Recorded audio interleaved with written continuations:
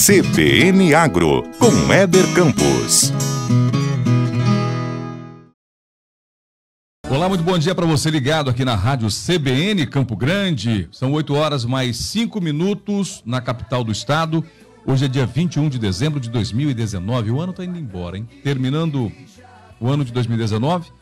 E ainda a gente conversa com o estado, né? Conversa com você ao vivo pela Rádio CBN aqui em Campo Grande. Hoje o CBN Agro traz um assunto muito interessante. E interessa não só ao pecuarista, mas também interessa a você que é da cidade. O assunto de hoje são as doenças parasitárias que afetam economicamente o rebanho bovino, tanto de corte quanto de leite. Mas também tem impacto no ser humano, que é o carrapato. E para falar com a gente sobre esse tema, sobre esse assunto, nós convidamos a doutora Jânia de Rezende, ela que é parasitologista, é bióloga, e fala sobre o tema conosco aqui hoje no CBN Agro. Doutora, bom dia, tudo bem? Bom dia, tudo bom? Prazer recebê-la aqui no CBN Agro para falar de um assunto, de um tema muito importante economicamente, ou principalmente economicamente. Porque, claro, tem prejuízo sanitário, tem prejuízo para a saúde, tem, mas a economia é o nosso foco aqui hoje. Sim, ok. Obrigada. Bom, e antes da gente continuar a nossa entrevista, eu quero convidar você para acompanhar ao vivo através de uma live pelo Facebook, no nosso perfil da Rádio CBN. Anote aí e participe do programa. CBN. Acesse facebook.com/CBN Campo Grande e curta nossa fanpage. Também o WhatsApp. 679-9932-3500. Muito bem, esse é o WhatsApp da Rádio CBN, 99932-3500, e ainda você acompanha essa transmissão pelo Facebook, tá certo? Doutora, carrapato. Carrapato a gente está muito acostumado, quem está na cidade, com carrapato nos pequenos animais, nos cachorros, nos gatos e outros animais. É uma doença que afeta não só a pecuária, mas também afeta o público urbano, é isso? Exatamente. Os pets, né, na verdade, por eles estar mais dentro do domicílio, né, eles podem se infestar por carrapatos. E os carrapatos, os pets, são carrapatos diferentes dos carrapatos, né, de bovinos. Né? São diferentes? São diferentes, são de espécies diferentes, né? Então, carrapato de pets, de cães, vamos falar de cães, ripséfalos sanguíneos, né? Esporadicamente, alguns gatos podem, né, se infestar, mas não é comum. Não é comum no gato. Não é comum. Mas, assim, o carrapato ripséfalos sanguíneos, o que ele traz de risco, né, para os animais pets, porque podem estar infectados com protozoários, como, por exemplo, a Babesia canis, a Ehrlichia também, que é uma bactéria. E, geralmente, os pets, eles podem morrer, né, por causa da infecção. Né? Se não tratados, eles podem vir a óbito. E, assim, e hoje tem outras doenças também que os carrapatos de cães estão também sendo, a gente não diz hospedeiro, né? Mas estão sendo infectados com esses agentes. Então, por exemplo, a febre maculosa, ela é uma doença, né, causada em humanos, transmitida por um carrapato, que é o carrapato estrela, que infesta, né, por exemplo, os equinos, não os cães. Mas aí, o que acontece? Quando a pessoa ela é infectada com uma febre maculosa, em uma semana, se não tratada, ela pode vir a óbito. Aí, o que acontece desse cruzamento aí com relação ao carrapato do cachorro? Tem estudos que o carrapato do cachorro se infecta com a riquetes que transmite febre maculosa. Então, não é comprovado que esse carrapato transmite para, né, o cão, e se parasitar o humano, se transmite para o humano. Não tem essa comprovação. Mas o que acontece? Um risco de, né, ocasionalmente, se esse carrapato estiver transmitindo a riquetes para, né, humanos, porque o carrapato do cachorro, nas fases imaturas, pode parasitar o humano também. Porque a gente sabe que o cachorro vive dentro de casa, né? Esporadicamente ali tem uma infestação e que pode estar infestando também o homem.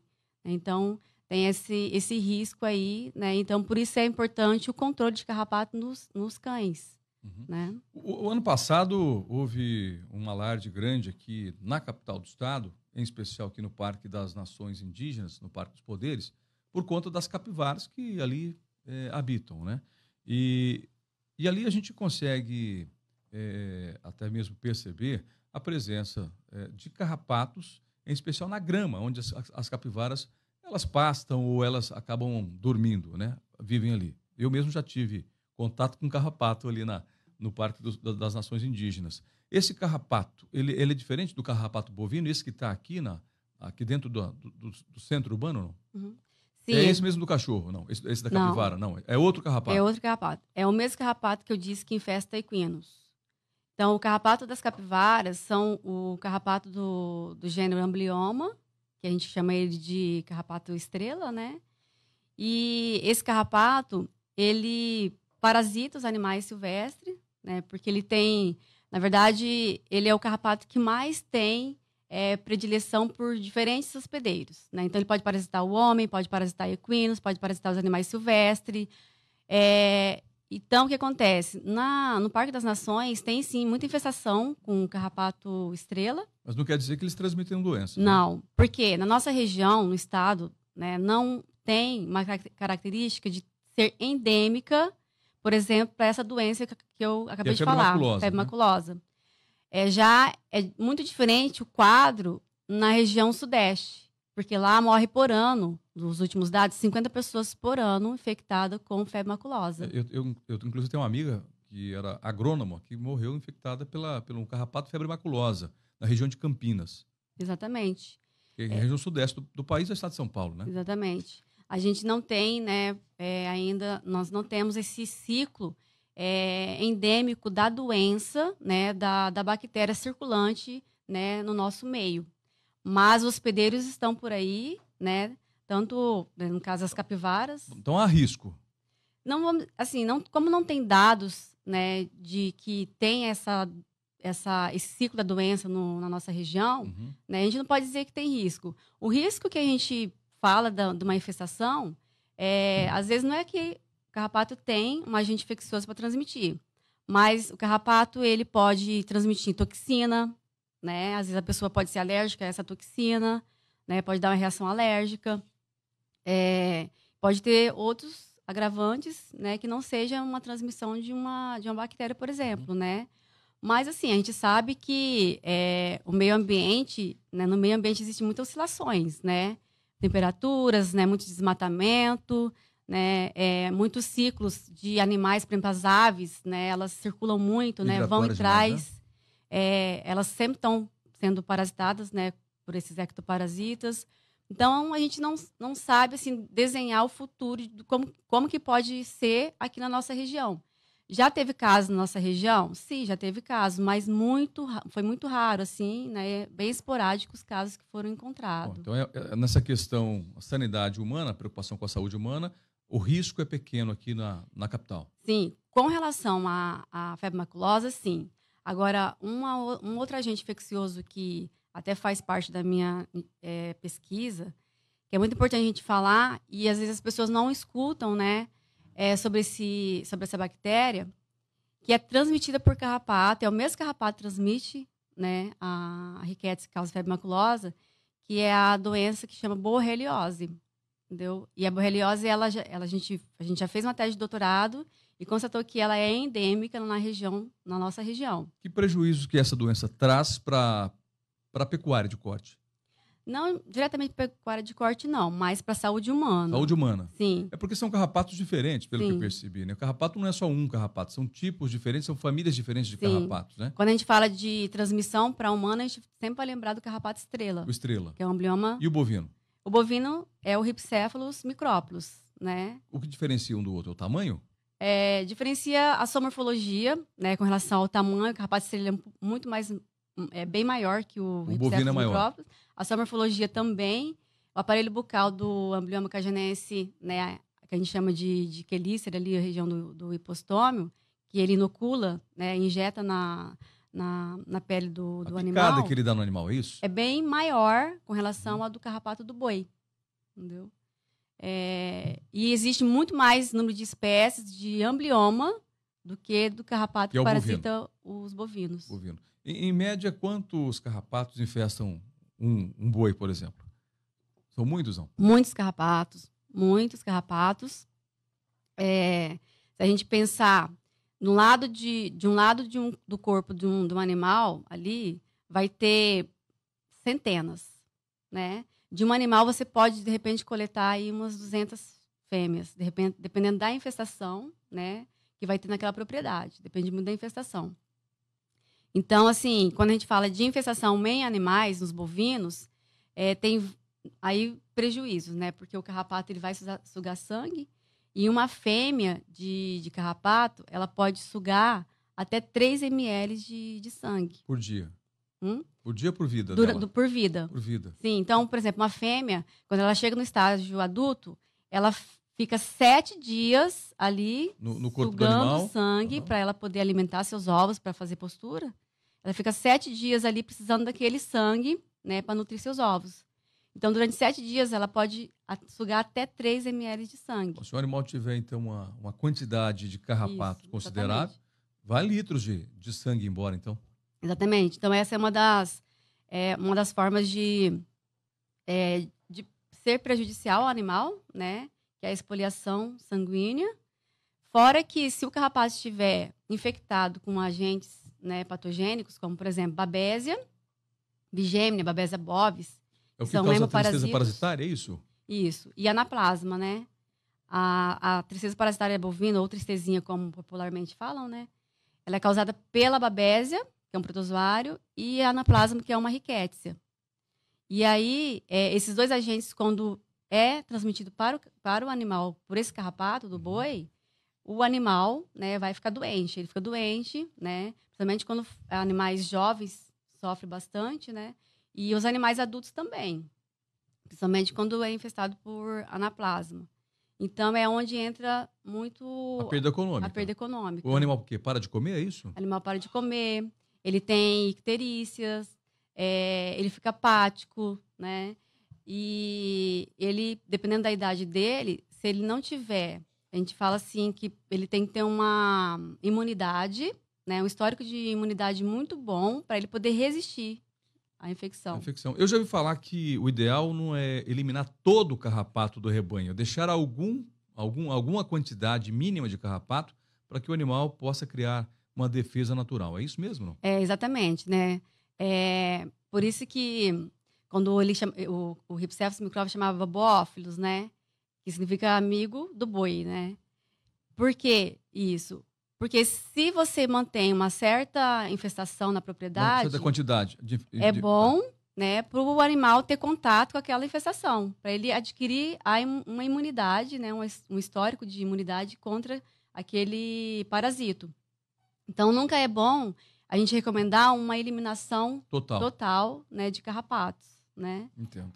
Doutora, a gente vai para o intervalo comercial, mas vou deixar uma pergunta aqui, ou uma curiosidade. A gente ouve na fazenda que normalmente o animal de pelagem escura, preta, ele tem maior infestação do que o animal de pelagem clara, branca. Não responda agora. A gente vai saber depois do intervalo comercial se é verdade ou se é lenda isso dentro da fazenda. São 8 horas mais 19 minutos. Nós voltamos daqui a pouquinho com o CBN Agro, que hoje fala sobre as perdas econômicas na pecuária de corte e de leite por conta dos parasitas, né? Em especial o carrapato. Muito bem, de volta com o CBN Agro, são 8 horas mais 23 minutos, neste sábado, dia 21 de dezembro de 2019. O assunto de hoje, parasitologia, como isso traz prejuízo econômico para a pecuária brasileira, mas também a gente traz o tema para dentro do centro urbano, para dentro da cidade. Inclusive, já recebemos aqui alguns questionamentos, algumas dúvidas sobre a questão do carrapato. Qual é a maneira correta de retirar o carrapato de um animal e até mesmo do ser humano? Doutora, tem um jeito certo de tirar o carrapato? E por quê? Tem um jeito certo de tirar, né? Sempre a orientação é utilizar pinça para quando você remover o carrapato, você não deixar ali o aparelho bucal. E também você não pressionar ele para ele poder estar injetando ali, né, transmitindo via saliva algum agente patogênico. Então, essa é a forma adequada. Você nunca puxa ele, né, porque você puxando, você pode deixar ali o aparelho bucal, ou então você pode estar forçando ele a estar transmitindo algum agente patogênico. E uma outra questão que muita gente faz, né, e existem muitos casos de transmissão de agente patogênico por conta disso, é quando alguém remove o carrapato e esmaga ele com o dedo. Se você tiver uma abertura ali, uma lesão, e esse carrapato estiver infectado, vai transmitir. Entra na corrente sanguínea. Sim, o agente patogênico vai ser transmitido e você pode adquirir, então, uma doença. Então, tem casos já de histórico, de pessoas que foram infectadas com borrélia, né? Que hoje tem borreliose. Retirando do cachorro? Retirando do cachorro, né? Então, às vezes, você, né, quer remover dessa forma e não é a forma adequada, correta para você fazer. E outra coisa também que a gente pode usar como prevenção para a gente não ter uma infestação quando a gente vai fazer, por exemplo, um ecoturismo, né? A Bia Magalhães, que está conosco aqui, foi para Bonito semana passada, viu? Exatamente. Então, se você vai num lugar onde você sabe que tem muito carrapato, você vai se proteger. Você vai colocar a meia por cima de uma calça, você vai colocar, de preferência, uma roupa clara, né, de manga, e você leva uma fita adesiva, porque se você vê que teve infestação de larvas, é muito fácil de você ver aquele bolo de larvas quando elas sobem na sua perna, né? Geralmente elas vêm por baixo, né? Você pega essa fita e você cola as larvas nessa fita. Então, é uma forma de você evitar que ela entre no seu corpo, tá? Então, pega a fita, coloca nela e puxa, é isso? Isso. Elas saem coladas na fita. Ela sai colada na fita, tá? Então, sempre que você for pro mato, você leva uma fita adesiva. E tem que sair da grossa, viu? Aquela fininha não adianta. Eu não Exatamente. sabia dessa, não. Tá aí, ó. Para quem gosta de pescar, para quem gosta Exatamente. de fazer caminhada no mato. É importante mesmo ter, então, na sua mala, na sua mochila, né?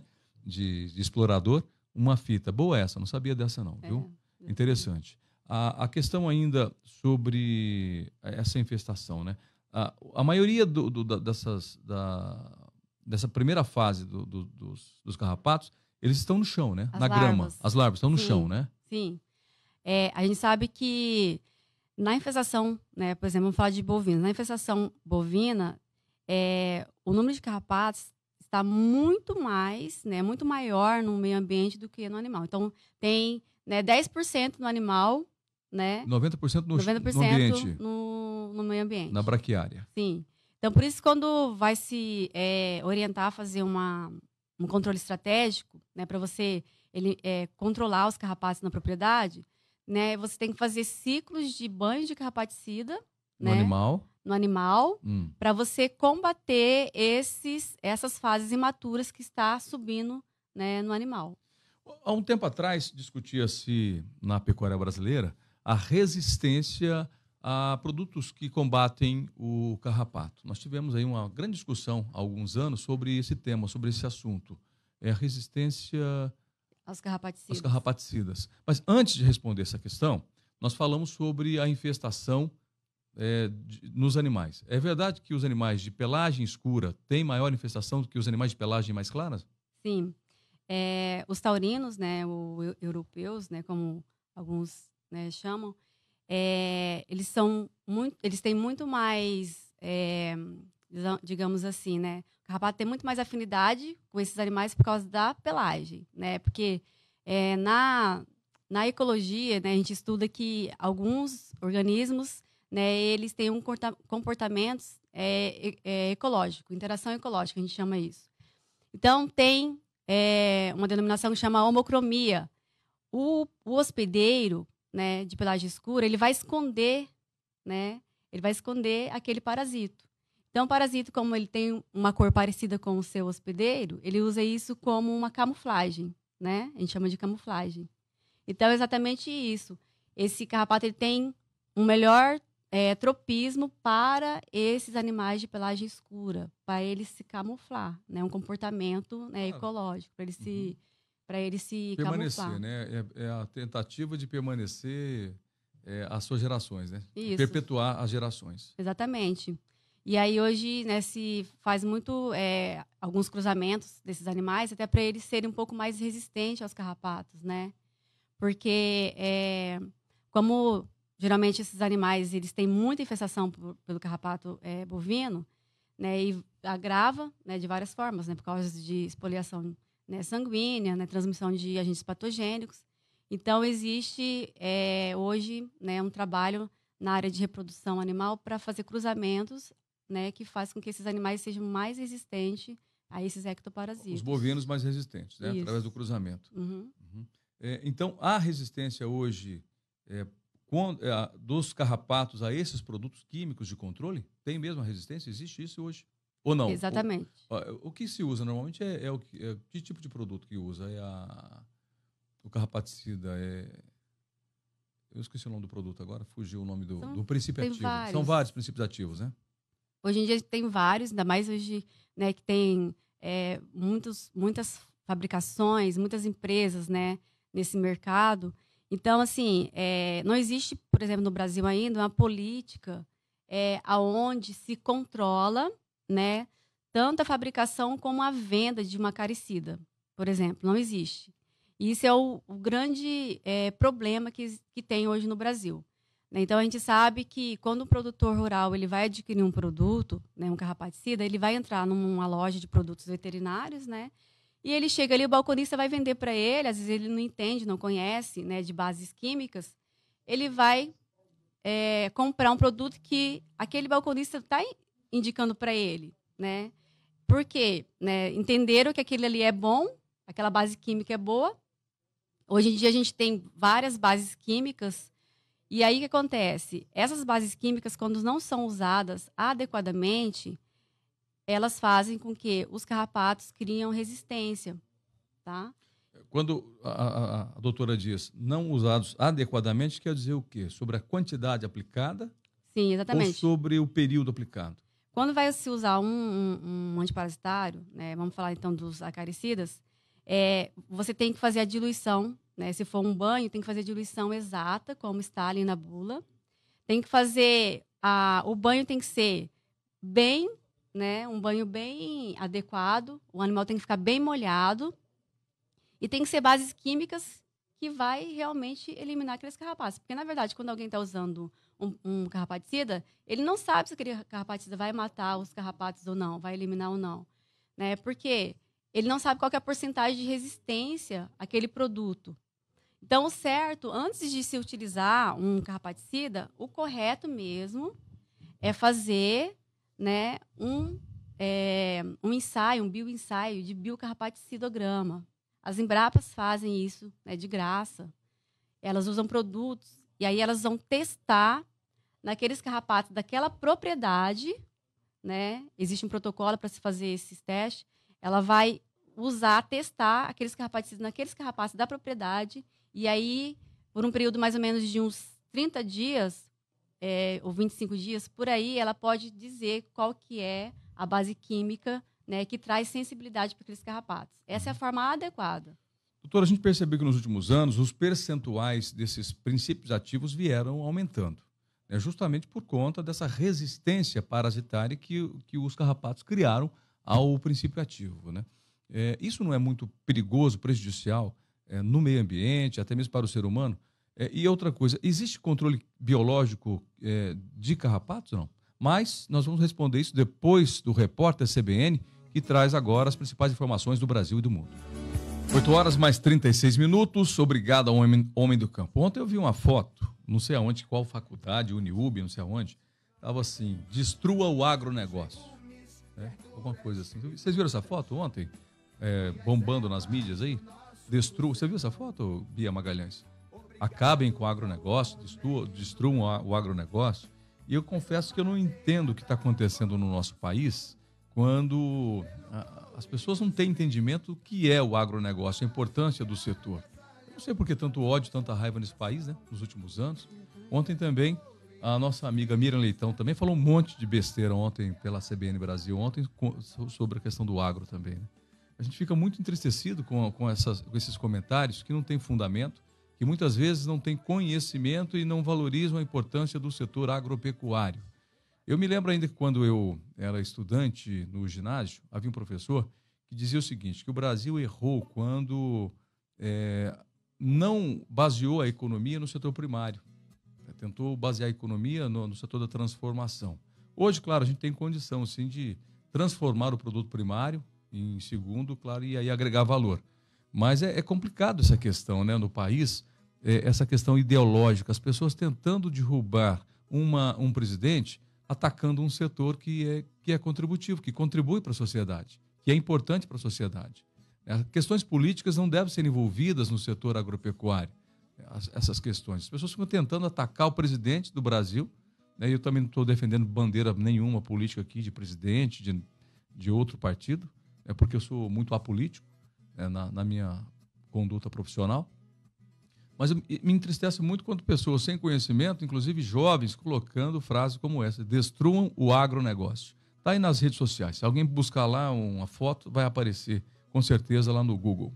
Mas deixa eu voltar ao meu bate-papo com a doutora Jânia Rezende, ela que é parasitologista, ela é bióloga, e a gente está falando sobre os prejuízos econômicos do carrapato. E agora nesse último bloco, a gente vai falar justamente sobre os prejuízos, os valores que o carrapato traz para a pecuária brasileira. Nós deixamos uma pergunta anterior, né, sobre ainda a questão do carrapato, né, como que ele tem uma influência direta na renda, na fazenda. Doutora, a senhora tem números aí de prejuízos econômicos, não tem? Sim, foi atualizado, né, em 2014, um artigo publicado por pesquisadores, né, de instituições federais, da Embrapa, que esse prejuízo econômico pode chegar até 3 bilhões, né, de perdas econômicas. De dólares, né, no Brasil, causada, então, pelo carrapato. Só o carrapato. Pelo carrapato. Algo em torno de 10 bilhões de reais, então.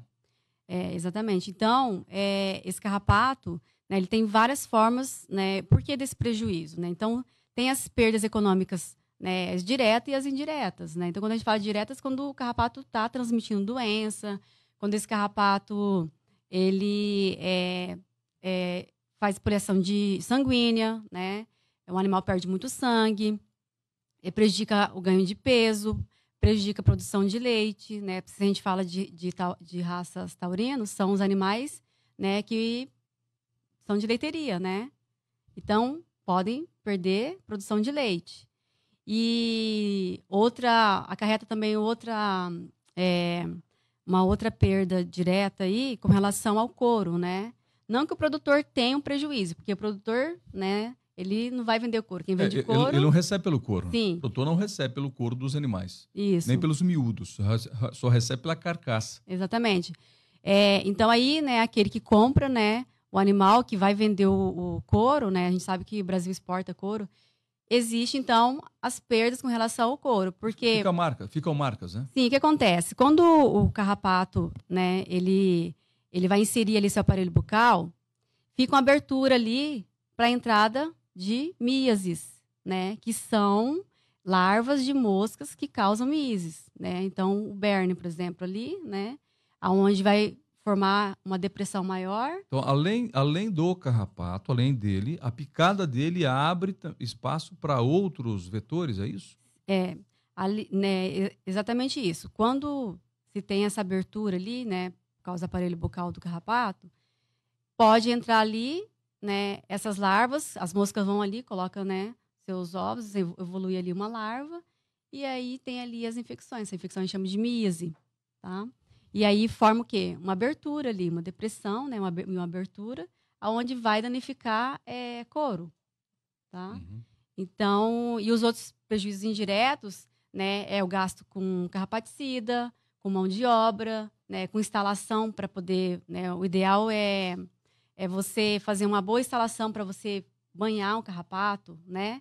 Não usar, por exemplo, aquela bomba costal, porque é desconfortável, é perigoso para quem está manipulando, né? Então, assim, indica-se um banheiro, né? Um banheiro para poder fazer o banho carrapaticida. O banho químico dos animais. Isso.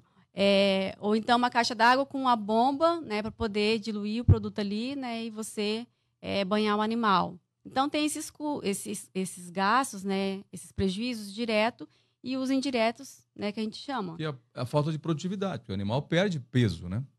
Exatamente. Isso? Tem esses gastos com o controle e o gasto pela não produtividade. O prejuízo pela não produtividade do animal, é isso? Porque se a gente fala de leite, né? A gente vê hoje, por exemplo, o Brasil, ele exporta leite, mas ele também importa, né? Esse valor de importação, ele não sobrepõe o valor de exportação. Então, o Brasil importa muito mais os lácteos, né? Do que exporta. Será que, né, não tem influência, né? Essa perda por causa da infestação por carrapato não tem influência, né, na produção leiteira no Brasil? A senhora mandou para mim aqui um estudo que foi feito sobre o carrapato, ou sobre parasitas, né? A última vez que foi feito um reestudo foi em 2013, publicado em 2014, é isso? Exatamente. Não é muito tempo, não? Não muda muito tempo de lá para cá o comportamento do carrapato? Não tem muita assim, alteração, né, com relação a isso.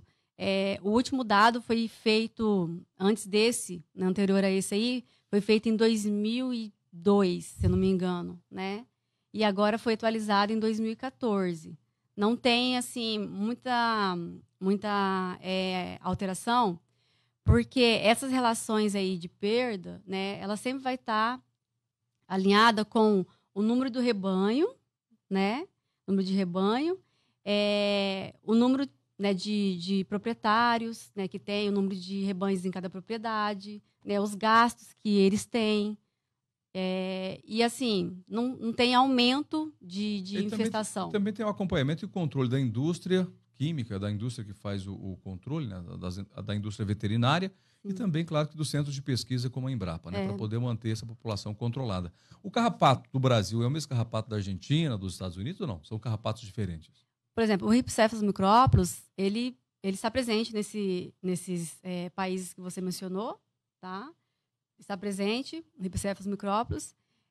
A gente sabe que ele é originário da Ásia, né? O Rhipicephalus micrópolis é originário da Ásia, ele veio para o Brasil, né? Fala que veio para o Brasil e entrou pelo Chile, no Brasil. Né? Então, sim. Mas tem alguns carrapatos que tem muito mais presente em outros países, né? Que já não tem no Brasil, né? Mas, por exemplo, espécies, o gênero a gente tem, né? Distribuição como a gente fala, é uma distribuição ampla, tá? O gênero. Mas espécies, elas são, às vezes, regionais, né? A nível de país. De país. Doutora, para a gente finalizar aqui a nossa conversa, só o carrapato, 10 bilhões de reais, 3 milhões de dólares no Brasil, prejuízo. Os parasitas, de modo geral, uns 15 bilhões, mais ou menos, de dólares no Brasil? Chega, de uma forma geral, uns 13 bilhões. Porque tem os ectoparasitas e os endoparasitas. Ou aqueles que estão dentro, aqueles que estão fora, né, dos animais. Sim. De modo geral, o Brasil perde 13 bilhões, então, de dólares por ano. Isso, em torno de 13 bilhões por ano. Né, com os endoparasitas, que são os vermes, né? E os ectoparasitas, carrapatos, moscas. Né? Então, quando a gente fala de um animal que ele é infestado com carrapato, ele também está sendo incomodado pela mosca, né? Mosca do chifre.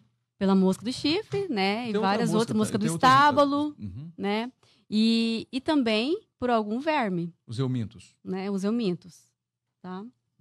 Bom, acho que talvez a maior preocupação disso, e talvez for um conselho para dar de uma profissional, seria o controle efetivo dos parasitas, e claro que obedecendo também a quantidade de produto a ser utilizado para evitar justamente aquela questão da resistência parasitária, né? Exatamente. Nesse artigo mesmo aí, um objetivo muito grande nesse artigo é propor, né, uma política onde se controla mais esse uso dos acaricidas, né? Um controle maior do uso de acaricidas. Não vender de qualquer jeito, né? Vender com orientação. E muito menos aplicar de qualquer jeito, né? Sim. Né? Seguir os protocolos corretamente, né? Para você testar o produto, né? Saber qual que é o melhor para aquela propriedade, né? E para você conseguir realmente eliminar ali, né, a infestação, né? E sem, né, trazer prejuízo para a propriedade, né? E sem trazer resistência aos carrapatos da propriedade. Com certeza. E também cuidado com a questão humana, né? Para não evitar a intoxicação. Doutora Jânia Rezende, parasitologista, bióloga, muito obrigado pela sua entrevista aqui ao CBN Agro, que hoje falou sobre o carrapato e os prejuízos econômicos na pecuária brasileira. Cerca de 10 bilhões de reais por ano a pecuária perde por conta do carrapato. Obrigado. Obrigado também a você que esteve conosco neste sábado. São 8 horas e 47 minutos. Vem aí o Paulo Cruz acelerando com o CBN Motors. Abraço para você, até semana que vem.